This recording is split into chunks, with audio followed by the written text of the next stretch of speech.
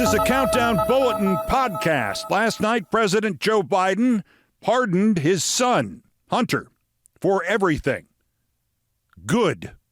Now, what about the rest of us? Joe Biden should, at minimum, pardon everybody that Trump may target prosecutorially in the next 4 years or more. And I mean 100,000 pardons. Every member of the media, every member of the Department of Justice, everybody he can think of. He should offer an 800 hotline that you can call in and ask for a pardon. I want 10 million pardons offered and given by Joe Biden before he leaves office. It is the least he could do. Everybody except Merrick Garland.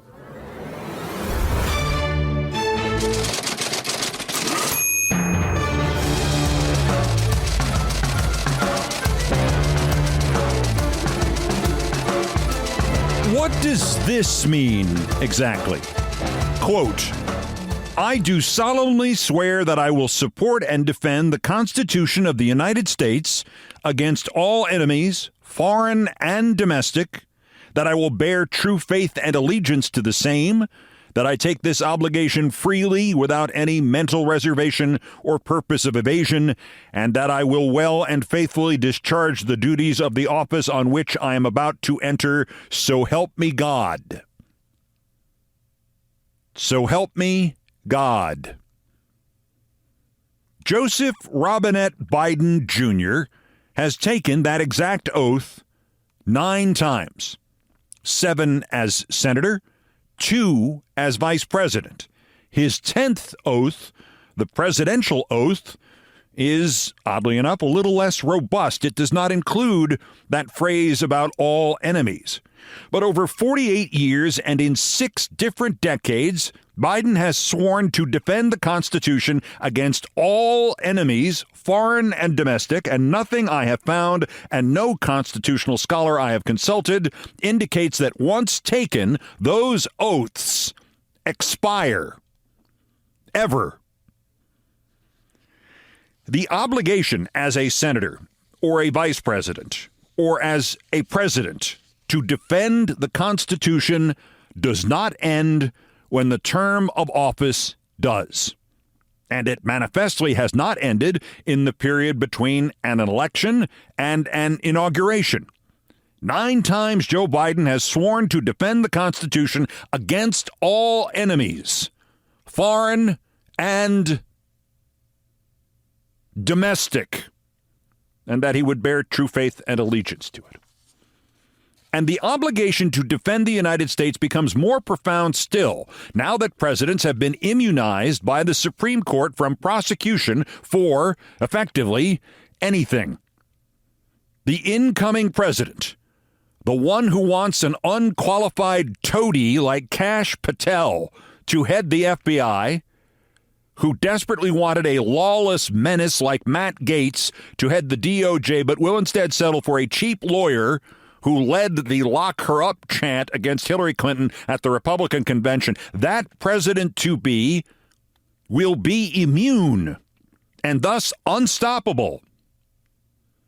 The current president, the one who would not even fire the Attorney General, Garland, as he personally let Trump get away with his crimes, the current president is also immune and thus unstoppable. And the current president is already in power and in command and has taken 9 oaths, 10 if you count the one as president. So, this raises this theoretical constitutional question. The president-to-be, the one who decided 4 years ago that we weren't going to have any peaceful transfers of power anymore, has now decided to try to turn the Federal Bureau of Investigation over to a creature who will have gotten the job specifically so that he will not conduct FBI investigations of the other cabinet nominees and to clean out the offices at the FBI of anything that might pertain to anybody. The president-to-be, the one who tossed around top-secret information like rolls of paper towels, has now decided to try to turn the job of Director of National Intelligence to a woman, A, with no intelligence, and B, who once praised enemy dictators like Assad and Putin. The president-to-be, the one who flirted with using the army to shoot at, or just to shoot peaceful protesters because he didn't like them, or to seize ballot boxes because he didn't like what was in them, he has now reconfirmed he will use the military domestically to seize civilians and imprison them. And he has now decided to try to turn the job of the head of the military over to a man whose own mother called him an abuser and implied he needed psychological help. The president-to-be, the one who once claimed he was owed a bonus term in office because he had to spend so much of his first term defending himself against charges of conspiracy with another nation to harm this country, he is now surrounded by operatives attempting to manipulate the law and the Constitution to give him a third term or more. And if you are paying attention, you will have noticed, and if you haven't been paying attention, I will spell it out later, the president-to-be, whose first campaign began with him slandering Mexico and slandering Mexicans and slandering Hispanics, he is already setting up the obligatory dictator thing in which you invade a neighboring country on the flimsiest of pretexts, and that country in this case would be Mexico. And the president-to-be, the one who wrote of terminating parts of the Constitution he didn't like, is encircled by fascist aides who have urged him to declare a state of emergency upon his taking the oath of office and to simultaneously invoke the Insurrection Act and thus, to some degree, invoke martial law. So, do the 9 or 10 oaths Joe Biden took as senator, as vice president, as president, do they even permit him to not act against enemies, both foreign and domestic, and to defend the Constitution of the United States, so help him God? When the Supreme Court has immunized him from personal prosecution for doing, anything at all, as long as it's official? I do solemnly swear that I will support and defend the Constitution of the United States against all enemies, foreign and domestic, that I will bear true faith and allegiance to the same, that I take this obligation freely without any mental reservation or purpose of evasion, and that I will well and faithfully discharge the duties of the office on which I am about to enter, so help me God. I wonder what that means. I will note here that there are not enough words in the English language and not enough time between this moment and noon on January 20th next for me to explain to you just how much this will not happen. But I think it is important to ask this question. Is Joe Biden, in fact, obligated by oath to intervene, to protect, and to defend, and to ask if, thanks to just some of the corruption of Trump and his cronies, if Joe Biden has been pre-authorized and pre-immunized by the Supreme Court of the United States to take any measures necessary to stop the discontinuation of representative government in this nation. The discontinuation of that by anybody.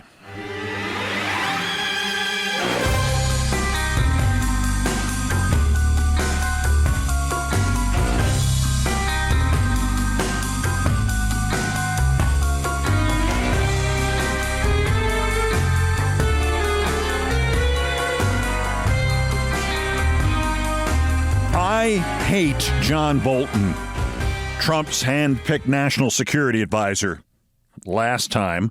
But yesterday, he compared Kash Patel to Stalin's secret police chief Beria in a statement to NBC News. When you were the head of the secret police in the Soviet dictatorship, and that barely describes your evil.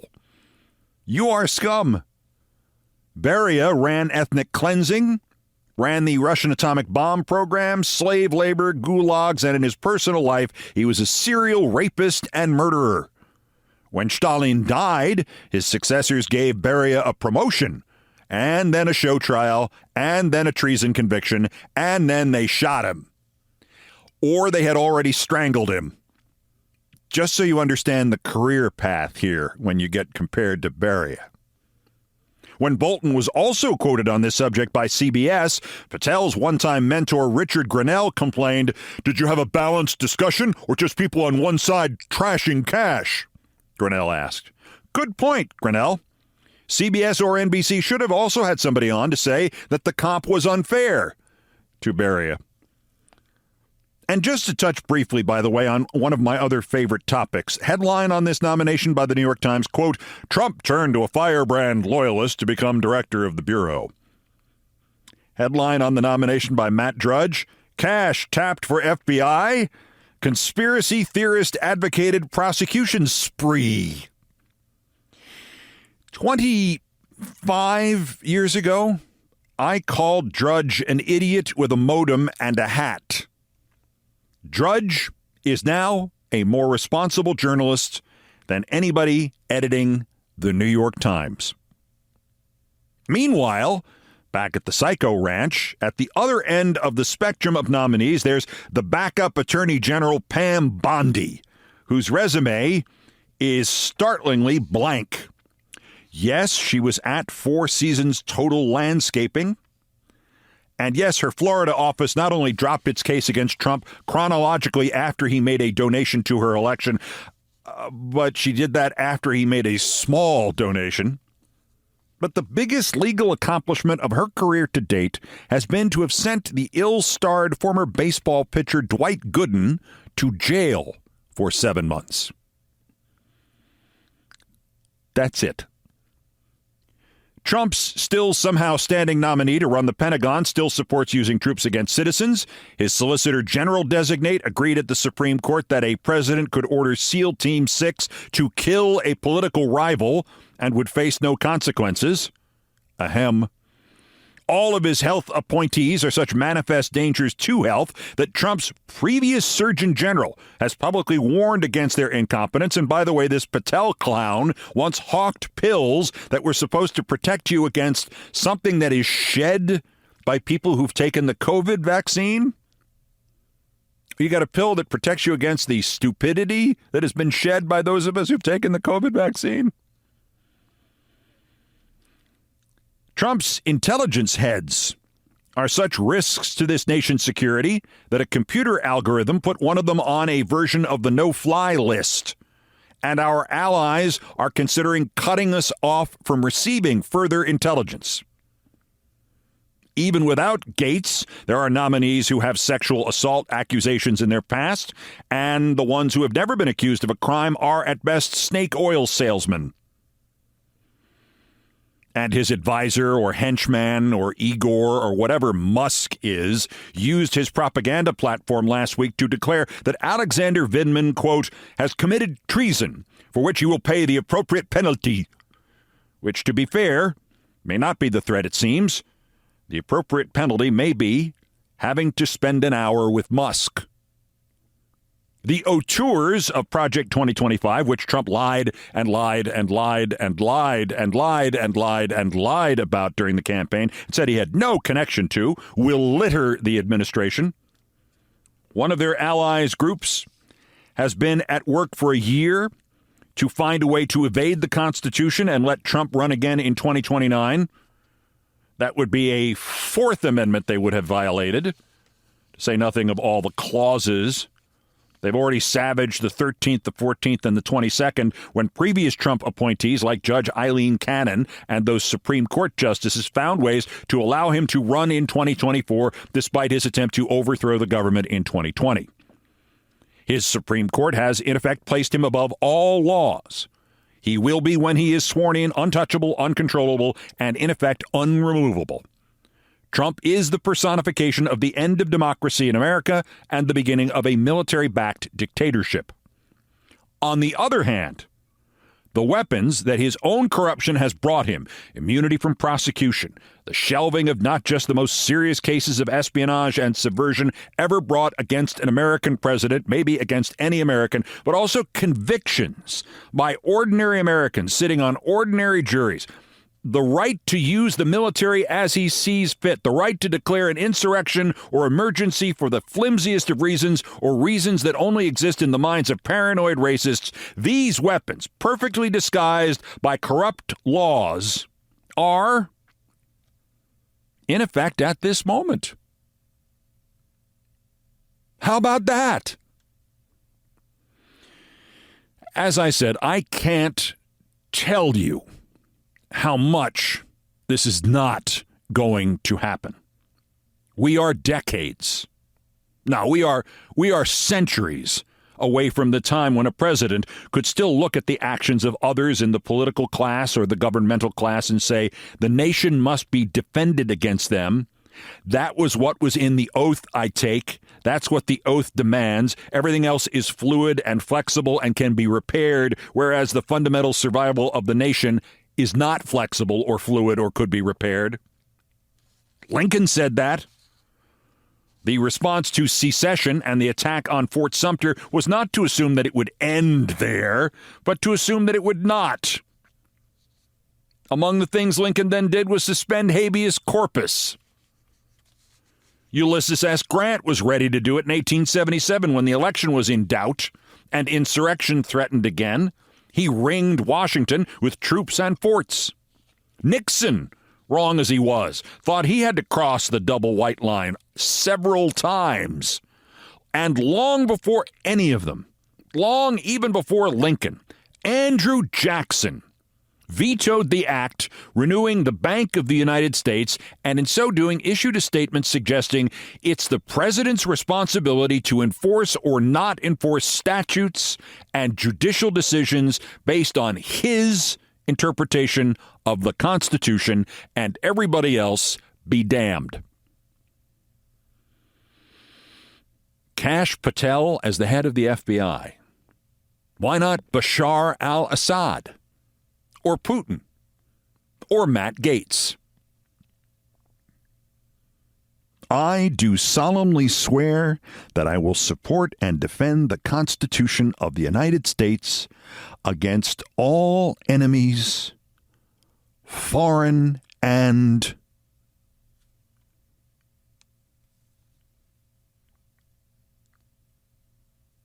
domestic. I wonder what the hell that means.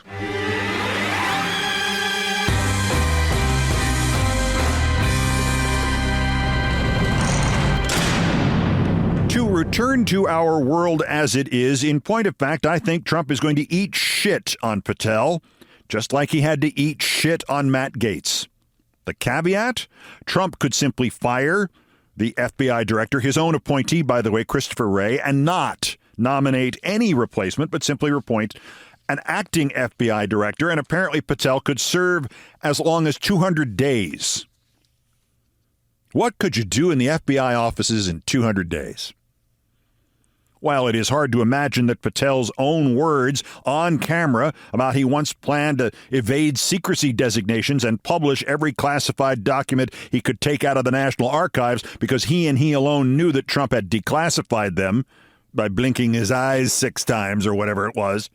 It's hard to believe those words are actually criminal, but of course, if there's any law breaking here, the last person you want to be is the guy nominated to and vowing to break up the FBI and close FBI headquarters and fire everybody at the FBI when you have cleverly given the FBI 49 complete days, plus the morning of January 20th, to find anything you ever did about anything, anywhere. For all his imperious insanity and for all his wanted poster cabinet nominations, the fact is right now, Trump is 0 for 1. And I wouldn't bet on Hegseth and maybe a couple of the others, even if you give me odds. And not only did Gates go down in flames, but when he did, Trump didn't even stamp his feet. Trump, in fact, caved. Republican senators who hated Gates know that Trump caved. Republican senators who hated Gates hate Patel, Chuck Grassley, and that idiot Ted Cruz, and a couple of the other Phoebes have already vowed to vote for Patel. But the others, who are already smiling up at the symbolically severed head of Matt Gaetz on their wall, are now emboldened. And they know their personal futures, not the country's. They don't give a crap about the country's future. Their personal futures depend on being able to whip Trump into line and making sure he knows he cannot whip them into line. So help me God. Oh, and ratchet that whole point one more step higher, please. What if it was clear to you that the man was clearly writing the preamble to a military attack by this country against Mexico? What if the only question about that is, the quote is attributed to a senior Trump transition team member by Rolling Stone, quote, how much should we invade Mexico? And what if the first step towards that was actually made in a phone call last Wednesday? How much should we invade Mexico? That's next. This is Countdown. This is Countdown with Keith Olbermann.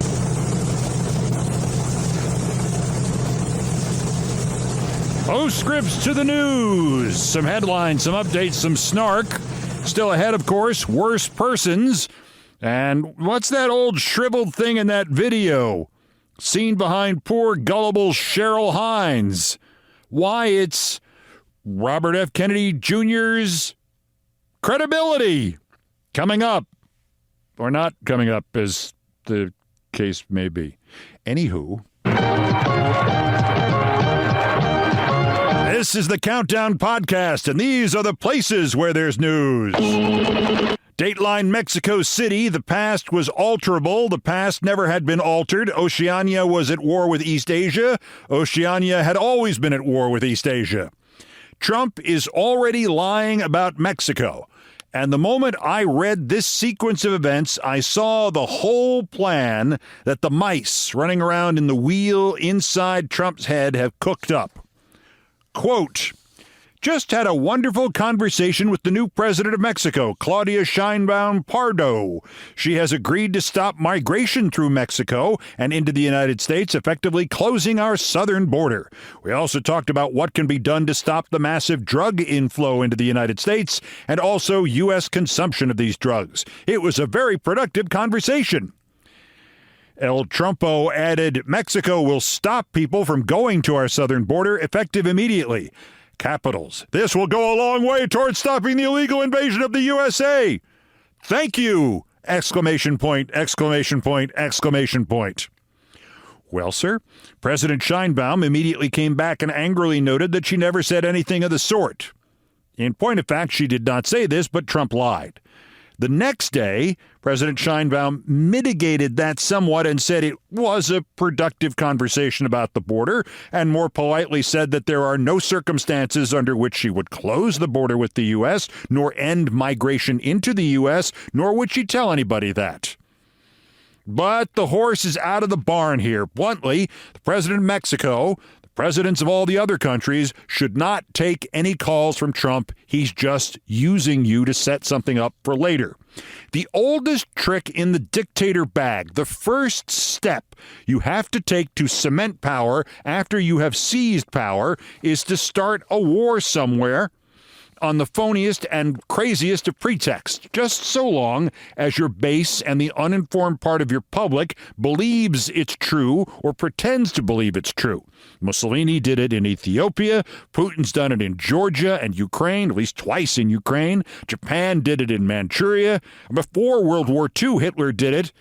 And before that, in 1936, he went into what was supposed to be the demilitarized area of the Rhineland near the French border.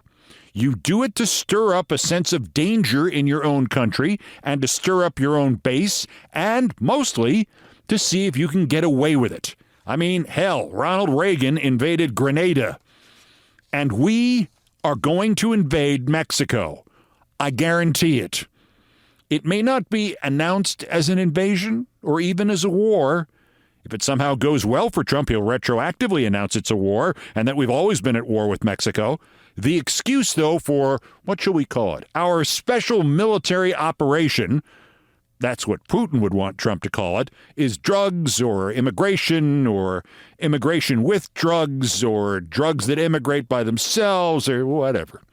The excuse for the actual moment of action, though, will be that phone call with President Sheinbaum. Trump made the call, put out his lie about what she told him during it. Now he can hold up his own tweet and say, but she said she was closing the border. She didn't. She lied. Let's blow up her country. These were the thoughts that raced through my head when I heard about the two versions of the call to Sheinbaum. And then came the Rolling Stone story. Quoting the highlights, quote, how much should we invade Mexico, says a senior Trump transition member. That is the question. Trump, who has routinely and falsely promoted himself as the candidate who would stop endless wars, now wants to lead a new conflict just south of our nation's border. But at this moment, it is, in the words of one Trump advisor, unclear how far he'll go on this one. This source adds, if things don't change, the president still believes it's necessary to take some kind of military action against these killers. As Rolling Stone has reported, since at least last year, Trump has solicited specific battle plans and different military options for attacking Mexico. Senator Marco Rubio, whom Trump chose to serve as Secretary of State, has endorsed the idea of sending U.S. troops to Mexico to combat drug cartels under the conditions that, quote, there is cooperation from the Mexican government, and that such operations are done, quote, in coordination with the armed forces and the Mexican police force. Poor Marco. He thinks we're going to coordinate our invasion of Mexico with the Mexican government, with the Mexican armed forces, with the Mexican police. He's going to be in quite a position when we simply go in and start blowing up one of our neighbors just to see if anybody tries to stop us.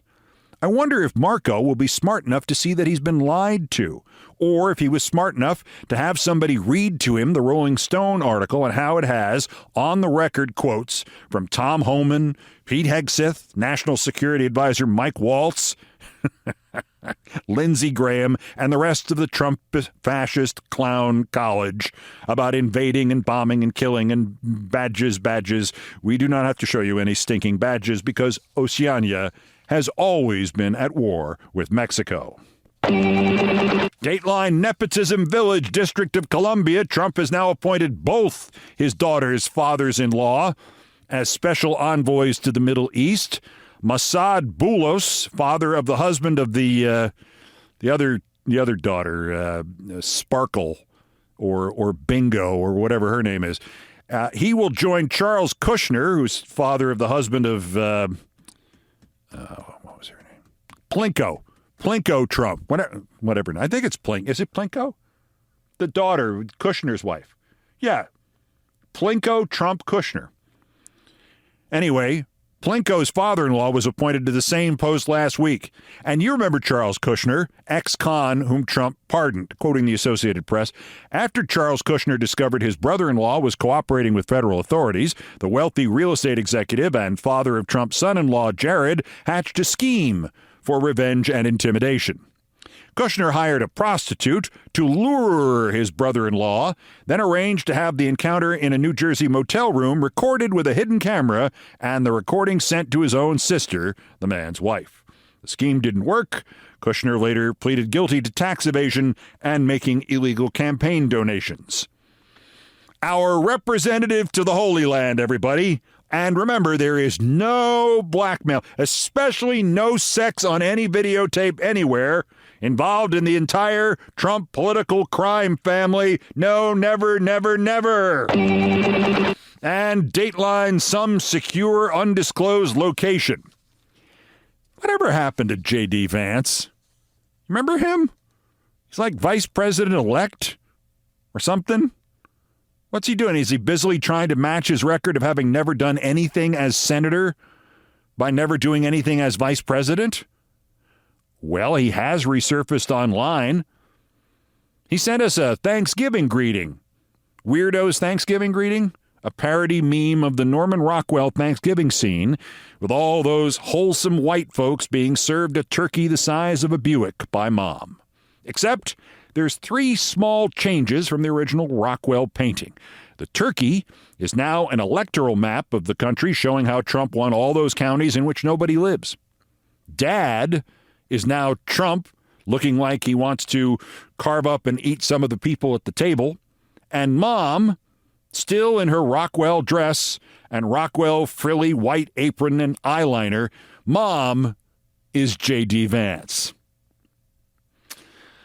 JV, did you think this one through before you hit send? I mean, you've posted a picture of yourself wearing a dress and an apron and eyeliner. Oh, no, wait, I'm sorry. The dress and the apron were in the original Rockwell painting. And the eyeliner? J.D. brought that with him.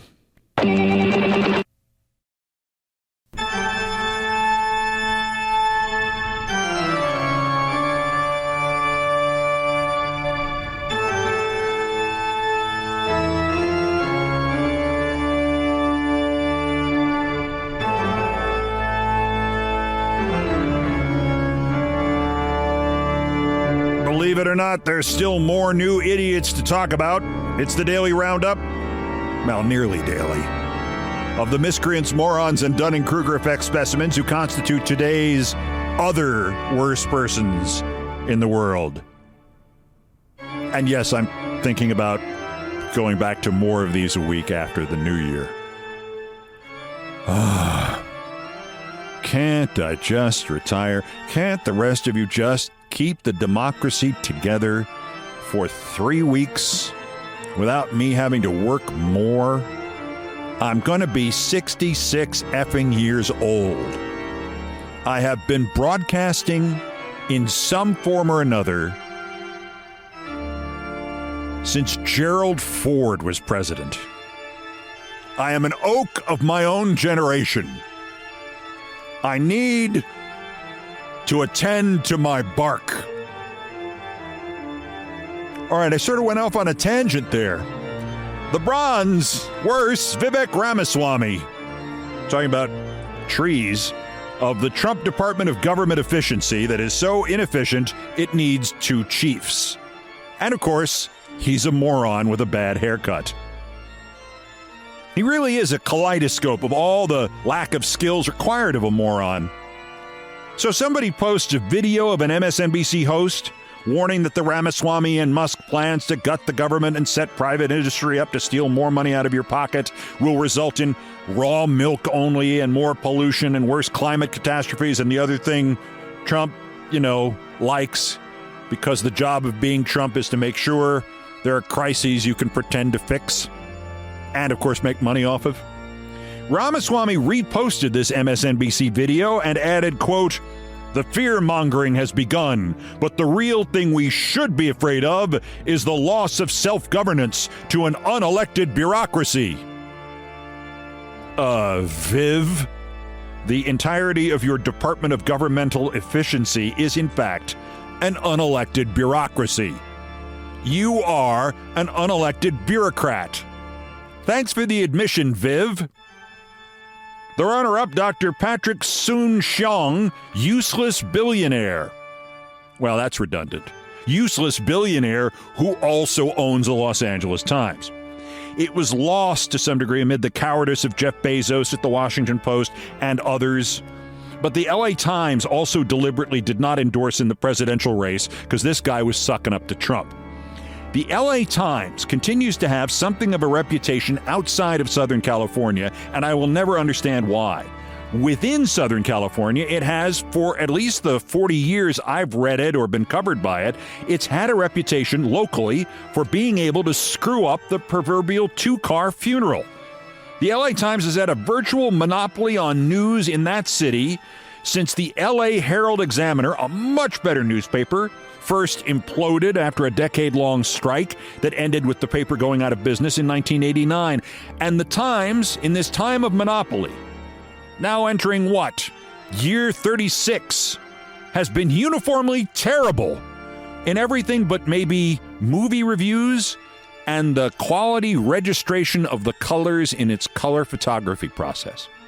All that time, this Soon Shlong guy, I think that's how it's pronounced, might be Soon Shlong, I'm not sure, made the mistake of doing an interview with Oliver Darcy for his media newsletter Status. He explained to Darcy that it's just an opinion that Trump lies at a higher rate than other politicians. Shlong also wrote that he'd like to see Scott Jennings, the fascist idiot CNN puts on every night in its latest whoring out of the reputation us CNN originals and near originals built for it. He'd like to see Jennings on the LA Times editorial board. I'd like to see Jennings on a flight to Russia, but I don't think that's going to happen. Mr. Darcy questioned this idea since Jennings is a condescending misogynist and clown, and he just is put on CNN to cause trouble that is impossible to watch and drives their ratings down even further, and he is paid by CNN to make up excuses for Trump. Mr. Soon Shlong answered that observation, quoting, according to Darcy, "Scott Jennings, you just said his job is to defend Donald Trump. Did you find that in his job description with CNN? I don't know if you know that as a fact.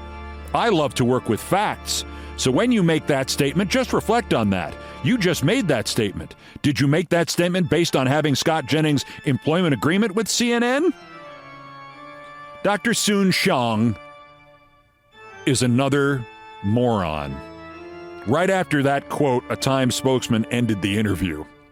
For the record, Soon Shlong was a transplant surgeon who invented a drug and got rich off of it. He's a South African, naturally. And I am reminded by him of my friend George Carlin's best joke.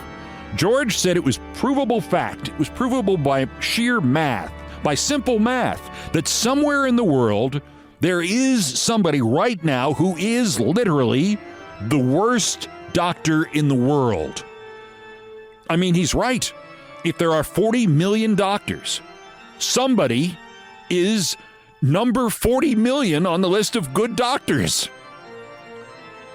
The punchline, of course, is, as George put it, somebody has an appointment to see him tomorrow. I think we found him, George. But our winner, the worst, RFK Jr.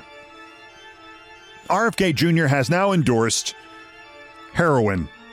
Said it on a podcast, quote, "I did very, very poorly in school until I started doing narcotics.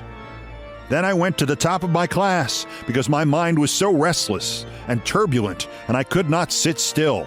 It worked for me, and if it still worked, I'd still be doing it." How about hitting yourself in the head with a 2x4? Have you tried that, Bob? Sideshow Bob? The nominee for Secretary of HHS has endorsed heroin, but not fluoride and vaccines. And I'll note that Kennedy also appears in an online video in which his poor wife is trying to sell you supplements or something. Kennedy is in the shower, presumably naked, and the wife, the unfortunate Cheryl Hines, is positioned in the foreground in such a way that you can't see into the you can't see RFK Jr. Okay? Ms. Hines, Mrs. Kennedy, is of course more than unfortunate. She is at maximum gullibility.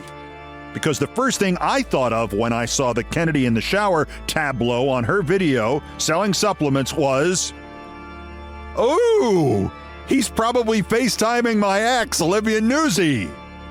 Robert F., and guess what the F stands for? Kennedy Jr., today's other worst person in the world!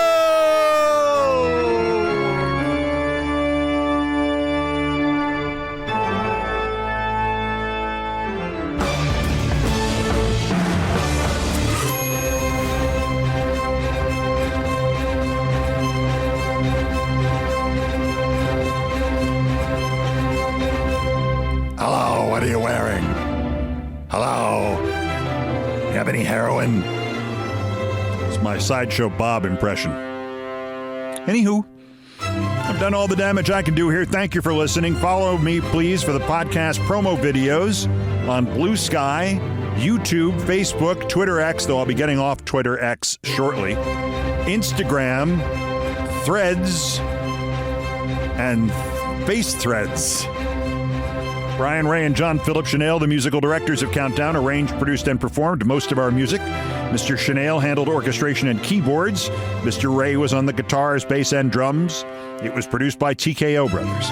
Our satirical and pithy musical comments are by the best baseball stadium organist ever, Nancy Faust.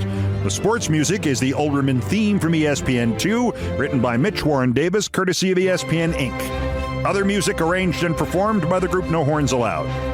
My announcer was my friend John Dean. Everything else was, as ever, my fault. That's Countdown for today. Just 1,511 days until the scheduled end of the lame duck presidency of Trump. The next scheduled countdown is Thursday. I'm thinking about more, okay? As always, bulletins as the news warrants. Till next time, I'm Keith Olbermann. Good morning, good afternoon, good night, and good luck.